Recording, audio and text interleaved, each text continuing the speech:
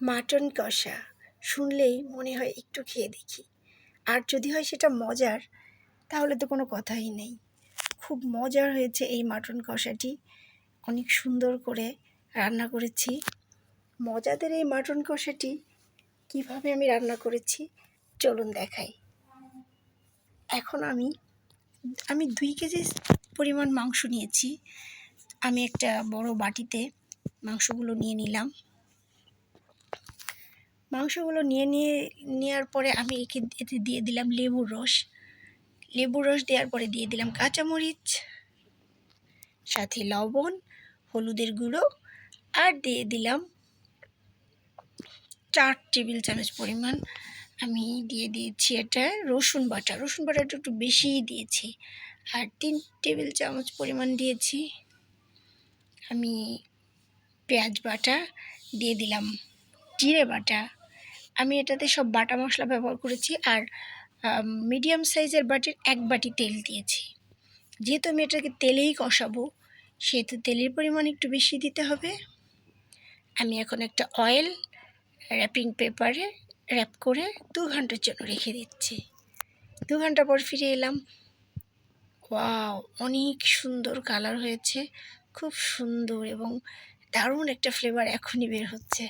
আমি আরও মিডিয়াম সাইজের 1 বাটি তেল দিয়ে দিলাম কড়াইতে। দিয়ে এখন আমি মাংসের সমস্ত মশলা দিয়ে দিচ্ছি, যেমন এলাচ, দারচিনি, লবঙ্গ, তেজপাতা দিয়ে এর ভিতরে একটু আদা বাটা, একটু জিরা বাটা, একটু মরিচ বাটা দিয়ে আমি এটাকে একটু ভাজা ভাজা করে দিয়ে দিলাম সেই মাখানো ম্যারিনেট করা মাংসগুলো।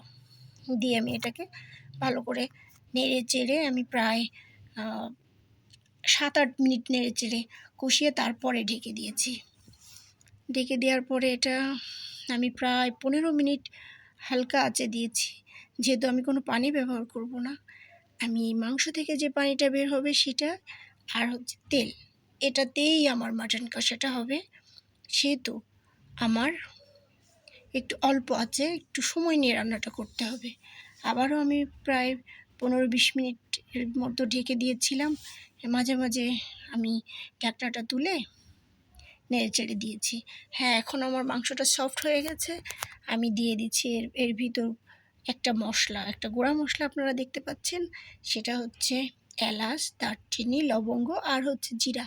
এগুলোকে আমি তেলে ভেজে নিয়ে আমি সুন্দর করে গুঁড়ো করে কিছুটা দিয়ে দিলাম, আর কিছুটা দেব পরিবেশনে। মাংসটা আমার অলমোস্ট হয়ে গেছে।